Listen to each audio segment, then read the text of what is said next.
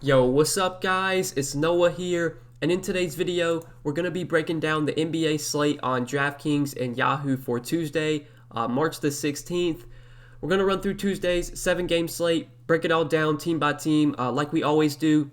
Just before we do get started with the breakdown, guys, as always, I would appreciate it if you would hit that like button down below. If you are new to the channel here, be sure to click that subscribe button as well. Click the notification bell so that way you do get notified every time I upload. You also get notified every time I do go live. I will once again be live streaming this afternoon. We'll go live a little bit later. It is a 7:30 Eastern lock time tonight, so I'll probably be live around 4:30 Eastern time. If you're able to tune into the stream, we'll break everything down once again, answer all your guys' questions. I basically live stream Monday through Friday. I try and stream on the weekends as well, but yeah, guys, tune into the stream on my YouTube channel Tuesday afternoon if you are able to. Hit the like button, hit the subscribe button, check out my Patreon content, link down below as well, if that interests you. And yeah, let's go ahead and take a look at Tuesday's slate. So we'll start off with the Jazz and Celtics game. And right out of the gate, honestly, this is one I don't have much interest in. This should be a very good game to watch. I just don't know for DFS if there's a ton of plays that I really like in this game. Everyone feels appropriately priced, if not, overpriced. Like, nobody from the Jazz stands out as a strong play at their price tags. Gobert and Mitchell always have upside, but I don't really want to play them on this slate. And same could be said for a lot of these Boston guys, like Tatum at 9,300, Brown at 7,900. Like, just nobody really stands out here. I don't like too much in this game. I do want to mention one thing. Daniel Tice last game, I don't know what happened, but he only played 6 minutes. I don't know if he got hurt. I don't know what happened here, but that is something to monitor. Robert Williams has been playing really well off the bench. I think Robert Williams maybe at some point is going to get more opportunity. He's only been getting about 20 minutes a game. Maybe at some point they decide to start him. He's been their best center, I think, just in terms of, what he can do on the boards. He's a great shot blocker. Maybe at some point they decide to start him. I don't exactly know. Just keep an eye on that. It was a little weird that they only played Daniel Tice 6 minutes. Maybe Tice is hurt. I don't really know, but I'll be monitoring that. I don't really see much here, though, in this game that I like. Even if Williams starts, which I don't think is probably not going to happen, but DraftKings has priced him up a good amount to 5,600. He's still not like a top option at that price point. So yeah, I just don't really like much here. I think we can go ahead and move on to the next game. So Cleveland and Miami. On Cleveland today, this is another team I don't have a ton of interest in. We do know that Kevin Love is going to be doubtful. Love came back from his injury and then he got re-injured, which kind of really, kind of sucks for Kevin Love. Dude just can't stay healthy at this point. He's doubtful for this game. So with Kevin Love not expected to play, I don't know if that really impacts too much, just because obviously Kevin Love, he really only played one game. He played that game against the Pelicans and he only played 10 minutes because he was limited. And then against the Hawks, he only played 2 minutes and he got hurt. I don't really think Kevin Love being out is going to change anything just because he really hasn't played any this year. Maybe you see Larry Nance pick up a few more minutes, like 2 or 3 more minutes, but yeah, really I don't like a ton here. Larry Nance, 4,700, could be viable. His 2 games since he's come back from injury, he's played 28 and 26 minutes. He probably gets like 26, 28 minutes here. He hasn't really been productive, but Nance is normally a productive player when he does get minutes. He does produce a lot better when he gets center minutes, and lately he hasn't been getting many center minutes. They've just been using JaVale McGee and Jared Allen at center. Yeah, I just don't really like much on Cleveland. This is another team I don't have much interest in at all. Everyone feels appropriately priced, if not, a little bit too expensive. So moving on to the Miami side. Miami is a bit appealing today, but Bam Adebayo is expected back for this game, which does, lower my interest in most of these guys. Like Kelly Olynyk, I have zero interest in with Bam expected back. Jimmy, I think, is still a good option, but 9,800, that is pretty hefty price tag for Jimmy with Bam back. Obviously Jimmy has shown upside this season playing alongside Bam, but I would say he's a lot more likely to give you 45 to 50 rather than 60 like he has been. And at 9,800, I'm looking for close to 60 fantasy points at that price tag, and I just don't know. I don't know if he's likely to put up 60, on a nightly basis like he has been. I think he's been really benefiting with Bam out, been getting more usage with Bam expected back. I think Jimmy takes a little bit of a hit. I think he takes enough hit to where he's not really someone I'm going to be jamming in as a pay-up option on today's slate. And then the guards, I really don't have much interest in either. Tyler Hero, he is currently listed as, or he's actually probable. So I don't think that really is going to impact much either. Maybe Hero misses here, but with him probable, I expect he plays. So another game, like right out of the gate, these first 2 games, I don't really have much interest in at all, just so far. But we can go ahead and move on to the next one. This is a much more appealing game. there are some guys I do like here. So starting off with Atlanta, looking at this Atlanta-Houston game, we do need to monitor the status of Clint Capella. This is a pretty impactful injury. Clint Capella did miss their last game, and we saw John Collins start at center. John Collins, he's always been much more productive when he gets center minutes, just when he's not having to play alongside Capella. Collins is a lot more productive. He did have 43 DK points in only 31 minutes last game. I think he lost a few minutes due to blowout. But yeah, I would really like John Collins if Capella's out again. I think John Collins would be probably one of the better power forward options overall on the slate. But if Capella plays, I really don't like much from this Atlanta team. I think Trae Young in tournaments is always viable. At 10,200, he feels priced about right. I do like the matchup against Houston. Houston, they still have been playing somewhat fast this year. With John Wall out, I think their pace is going to take a little bit of a hit, but definitely have interest in Trae Young in tournaments. Now on Yahoo, Trae Young is pretty nicely priced over there. He's only $39. I think he looks really appealing on Yahoo. I actually do like Trae Young quite a bit on Yahoo, but overall, I would say Trae Young, I'm looking to target on Yahoo a good amount. If Capella gets ruled out, though, John Collins on DraftKings and on Yahoo, I'm going to really, really like. And Danilo Gallinari would also get a nice bump if Capella gets ruled out. Gallo did start last game with Capella out. He started so far. I'm pretty sure every game Capella's missed this year, Gallo has started. I think Capella's only missed like 2 games. But yeah, Gallo definitely gets a bump if Capella's out. I'd assume he would start again, play around 30 minutes. 5,900. Feels appropriately priced, but still would be viable. But I really think that does it for Atlanta today. So moving on to Houston and talking about the Rockets. The Rockets are another team I have some interest in today. We do already know that Christian Wood is doubtful, so he is unlikely to play. He should be back at some point, but it doesn't seem like it's going to be for today. John Wall also remains out, which is pretty impactful. We know that Eric Gordon's going to remain out for a good amount of time. Daniel House is currently listed as questionable, so this will be something to monitor. Ben McLemore, I believe, is also questionable. Yeah, Ben McLemore is questionable.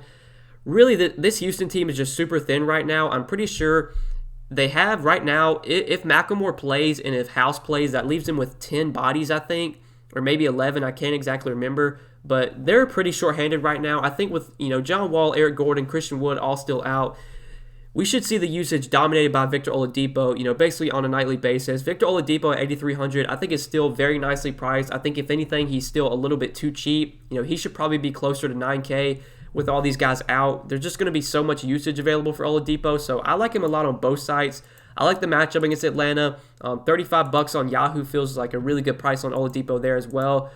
But yeah, like Oladipo, last game with John Wall out, he had 40 DK points, which obviously wasn't great. He did play only 31 minutes, though. I don't think he played at all in the fourth quarter due to blowout. He would have played a lot more had it been a close game. He was on pace for 37, 38 minutes. I think if today's game is close, which it should be against Atlanta, we probably get 36, 38 minutes from Oladipo. At 8,300, we've seen the upside that he has whenever John Wall is out. So I do really like Oladipo. Now, Kevin Porter, he's been really chalky these last 2 slates. Obviously, he was massive chalk against Utah when he was only 3,200, had 47 DK points. The next slate, he was pretty popular again. He was about 65, 70% owned in most of the contests that I was in. He did not have that great of a game, only 23 DK points. But again, he lost minutes due to blowout. He did not play in the fourth quarter, only played 30 minutes. But without John Wall, I think we're going to see Kevin Porter continue to start at point guard and probably play about 36 to 38 minutes. Like I said earlier, he was on pace for big minutes had it not been a blowout. He was on pace for 36, 38 minutes. DraftKings, though, they did bump his price way up. I mean, he's 7K now, so at 7K, I don't think Kevin Porter's nowhere near as good of a play as he has been the last few slates. But if you do play over on Yahoo, Kevin Porter is still pretty appropriately priced there. If anything, he's still too cheap on Yahoo. $23 at small forward. I actually like him a good amount on Yahoo. Don't know if I'm going to play him on GK, though, at 7K. That feels a little bit too expensive for my liking. Jayshawn Tate at 5,700, he just feels appropriately priced. I don't think he really stands out as a top option. KJ Martin at 5,300, he has been playing really well off the bench lately. 29 and 31 minutes the last 2 games, 38 and 36 DraftKings points. He did get a lot of blowout run in that Boston game, which obviously helped him, but he has been really productive this year when given the minutes. He's been productive off the bench lately. We'll need to monitor the status of Daniel House because if Daniel House plays, I think KJ Martin will definitely take a hit, probably won't play as many minutes. But if Daniel House remains out, I actually do have some interest in KJ Martin even at 5,300. But I think that really does it. By far, my favorite player on Houston by far is Victor Oladipo. And Kevin Porter, I do like a good amount on Yahoo, where he's still affordable. But we can go ahead and move on to the next game, the Knicks and the Sixers. So this is a very appealing game for me. In terms of pace, in terms of total, this game doesn't really stand out. But there are a lot of viable plays here just due to both these teams being injury depleted right now, both these teams being shorthanded. There being a lot of usage for some guys. So starting off with the Knicks, looking at Julius Randle. Julius Randle, he was someone that I had a lot of interest in on Monday's slate. He had a really good game against the Nets. It was a really good matchup.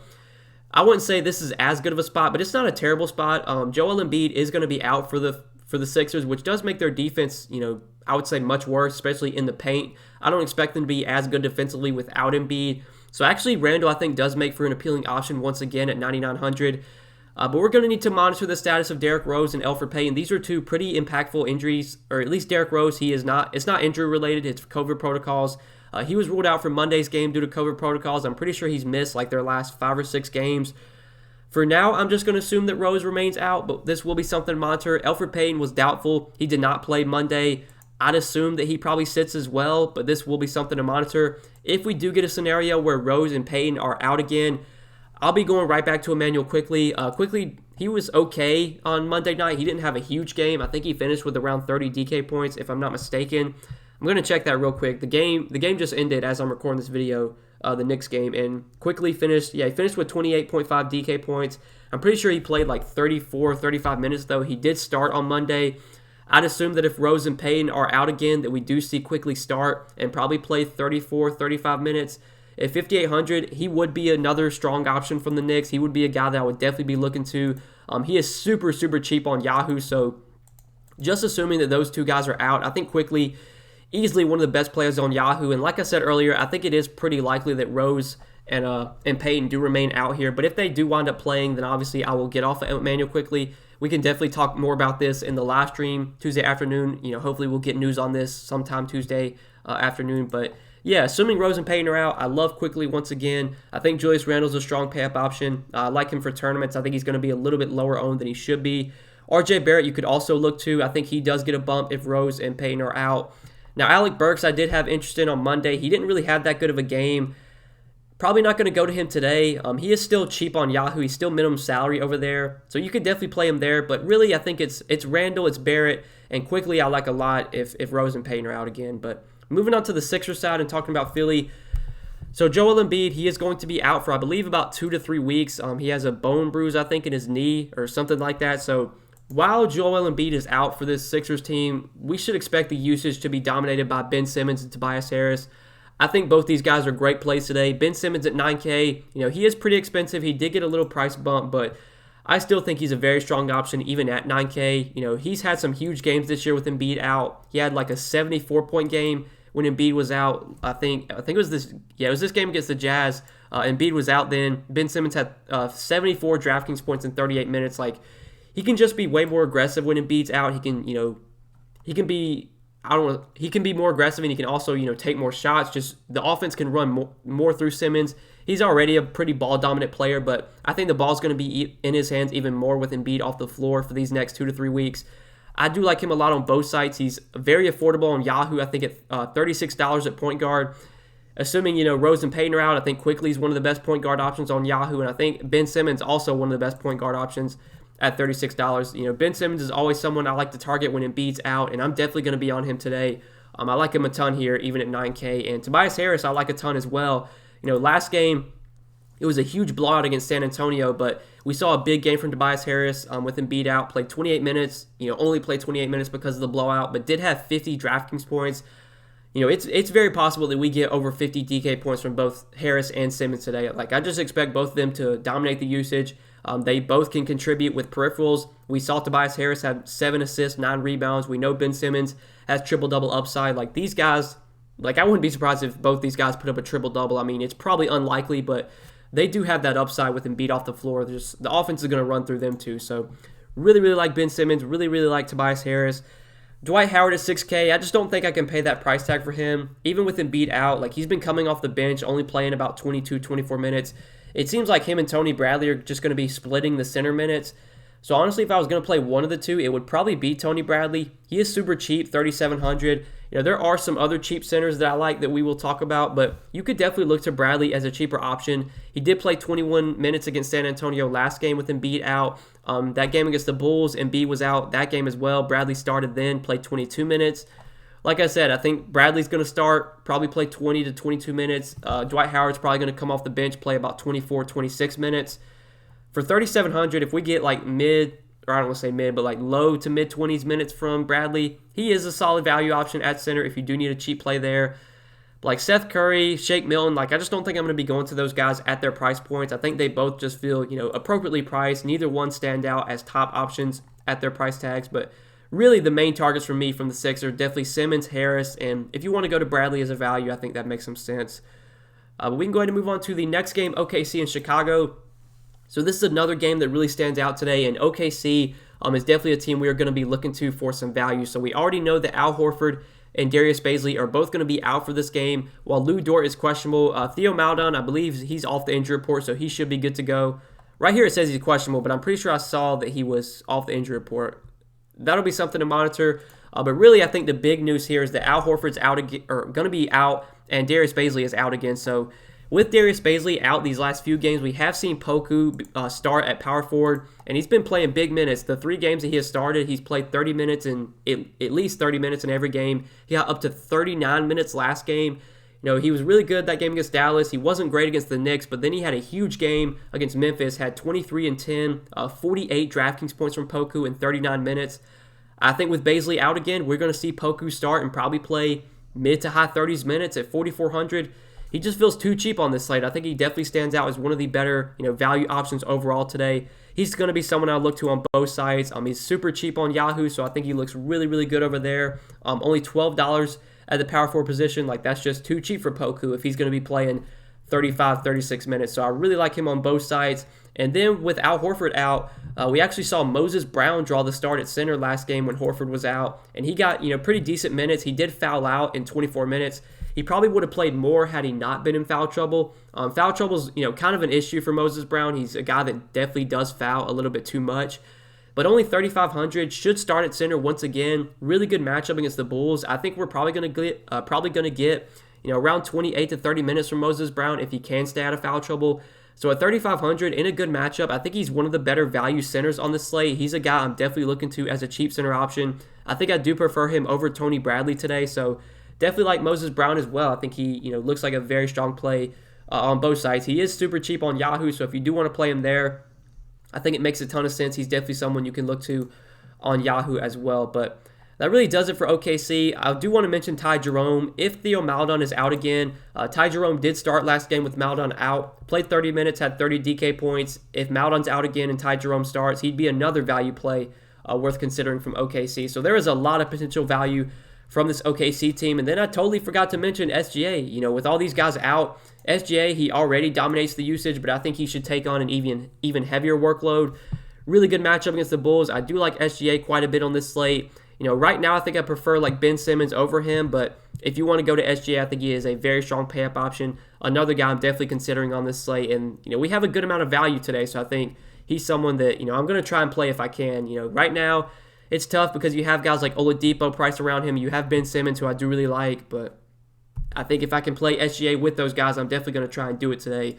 There's a lot of strong plays from OKC. SGA, I would say SGA, Poku, and Moses Brown are my 3 favorites, but you could definitely target Ty Jerome as a value if Maledon's out. If Dort sits again, maybe Kendrick Williams gets more minutes off the bench. He would be viable. I like a lot of these OKC guys, man. They're just too cheap in my opinion, and it's a really good matchup too. So definitely a team I'm going to be focusing on for this slate for sure. Just super short-handed today. But on the Bulls side, there also are some plays I do like on Chicago as well. So Zach LaVine you have at 9K. Zach LaVine, the price tag has come down on him a good amount. He hasn't really been that good lately. 28 DK points against Toronto. He did have a good game against Miami. He was priced up there to 96, 9,700. Now his price tag has come down to 9K, which I think is much more reasonable for Zach LaVine. Again, I think I'd rather play Oladipo, Ben Simmons, SGA, but Zach LaVine is someone you can definitely look to in tournaments. I don't think he's going to really be that popular on this slate. Thad Young, he did start last game at power forward. He only played 23 minutes, which was kind of surprising. It was a blowout. I think he did lose a few minutes due to blowout, but it was surprising to see him only play 23 minutes, even in the starting lineup.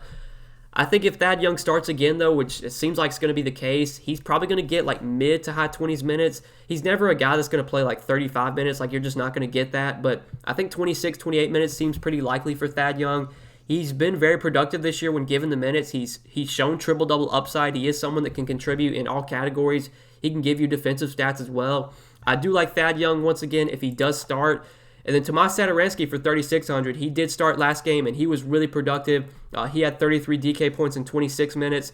He's still super cheap on both sides. 3,600 on DK. He is, I'm pretty sure, minimum salary still, or he's $11 on Yahoo. So, like, love Sato as a value. I think he stands out as one of the better guard values today, assuming that he does start again. So there's a good amount I like from the Bulls as well. Definitely like Zach LaVine in tournaments, but I really like Thad Young once again. I really like Tomas Satoransky if they both wind up starting again. Those are the three guys I'm really looking to on Chicago today, and I think Satoransky looks like once again one of the better value plays. I mean, he was 3,200 last slate. Went for over 30 fantasy points, and DraftKings, only bumped him up to 3,600. Still just way too cheap for Sato if he's going to be starting. So, yeah, I think that does it for the Bulls game. We can go ahead and move on to the next one, the Pelicans and the Blazers. So in this game, I don't think there's a ton I see for like cash games. In terms of my an optimal lineup, I don't know if there's any guys I'd be playing in cash today, but there's plenty of tournament plays here. Zion, Brandon Ingram, I have both interest in both those guys in tournaments. We know they have a ton of upside. Zion just been so good this year, been so productive, been super consistent as well. He hasn't really been that good lately, but a lot of that's been due to blowout. They've been involved in blowouts in 3 straight games, which has definitely limited Zion's production. This game should stay close, though, against Portland. We saw Zion have a pretty big game against Portland earlier this year. He's someone I do like quite a bit at 8,700, and there's so much value today that it should be pretty easy to get him in if you want to go that route. Just straight up, I do prefer him over Brandon Ingram. I think both guys look like solid options, though. I don't think I'm going to be going to anyone else on Portland or on New Orleans, though. Don't have much interest in Lonzo or Steven Adams or Bledsoe. I think it's really just Zion and Brandon Ingram for me. Moving on to the Portland side, though. Portland, really not that appealing today. So CJ McCollum is expected back for this game. He's off the injury report. He's going to play. I assume McCollum will be limited, but with McCollum coming back, that obviously is a hit for Damian Lillard. At 10,800, Lillard could go out there and put up 60 fantasy points tonight, and I would not be surprised, but do I want to pay 10.8 for Lillard now that McCollum is back? Probably not. I think there's other guys I'd rather spend for on this slate, so don't have much interest in Lillard with McCollum back. Obviously, McCollum is probably going to be limited, so I don't want to play him. Kanter at 7,200 could be viable, but center is a position where we have some good pay-up options. We're going to talk about, Karl Anthony Towns, who I do really like. You have some good value with Bradley, with Moses Brown. I just don't really like much on Portland today. I think my main interest in this game are definitely on the New Orleans side with guys like Zion and Brandon Ingram. Rocco, Carmelo, Gary Trent, just, they're fine options. I don't think there's really any standout plays from the Blazers, though. When you look at these guys' price tags, I don't think really anyone stands out as a top option at their price tag. So we can go ahead and talk about the last game of the night, the Lakers and the Timberwolves. So in Minnesota today, there's a couple guys I like from Minnesota. Karl Anthony Towns at 9,500. I do have a lot of interest in here against this this Lakers team. We know the Lakers are still going to be without Anthony Davis and without Marc Gasol.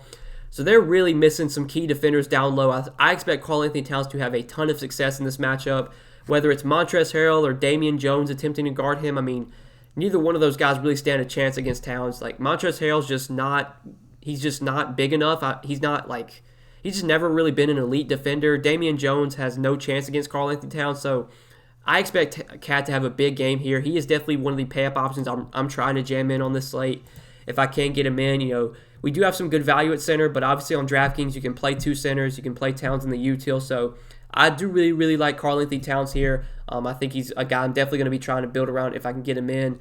Anthony Edwards, I have some interest in as well. We've seen him continue to play well with Malik Beasley out. Just continues to get good usage, taking a ton of shots, playing big minutes. The matchup isn't great. The Lakers do still play pretty good defense. They do play at a slowish pace, but yeah, I still do have interest in Edwards while Beasley remains out. I don't see too much else though on this Minnesota team. Ricky Rubio at 5,900 just feels appropriately priced. Jalen Noel, I don't want to pay 5,300 for. So I think my main interest in this Minnesota team are definitely guys like Towns, Edwards. Not too much else, though, that I have interest in on Minnesota. Now on the Lakers, this is a back-to-back for the Lakers, so that's going to be something to monitor. I'd assume that everyone would play here, but I guess it is worth noting that last back-to-back they played, the Lakers did. I'm pretty sure LeBron rested on their last back-to-back. That was before the All-Star break. I'd assume he plays here, but just keep an eye on it. LeBron, 10,500 though. I think he is probably one of the better pay-up options on the slate. I actually do prefer him over, Damian Lillard, I think. Without AD, we're going to see LeBron continue to dominate the usage. We know, the upside, it's been just up and down for LeBron. Like, he's shown some upside this year, but he's also shown, a somewhat low floor lately. Still, though, in a good matchup against Minnesota in what should be, a pace-up spot here for the Lakers. I do have some interest in LeBron. He does help to fill small forward, which is normally a pretty tough position to fill. I think I'd prefer LeBron over Jimmy Butler. If we're just talking about pay-up options at small forward, I'd rather have LeBron there. But then you have Dennis Schroeder, Montrezl Harrell. I had a little bit of interest in them on Monday. I think they're still viable today. Schroeder, just without AD, should get a little bit more usage. I wish he was cheaper, but 6,300, he's a viable option. Montrezl Harrell with no AD, with no Marc Gasol, should continue to play around 30 minutes off the bench. Pretty good matchup against Minnesota here. Do have some interest in Montrezl Harrell. Kyle Kuzma at 6K, just not much interest. Really, I think it's LeBron, Schroeder, and Harrell. Those are the guys I like most from the Lakers today. I don't know if there's really any core plays from the Lakers, but those are three guys I'll be considering for sure, and three guys I'll have in my player pool. Those are guys I would definitely be playing if I was playing, multiple lineups. But yeah, I think that does it for this Lakers game, and I think that does it for all 7 games on this slate, guys. So I appreciate you tuning into the video. Hit that like button before you do get out of here. Hit the subscribe button as well.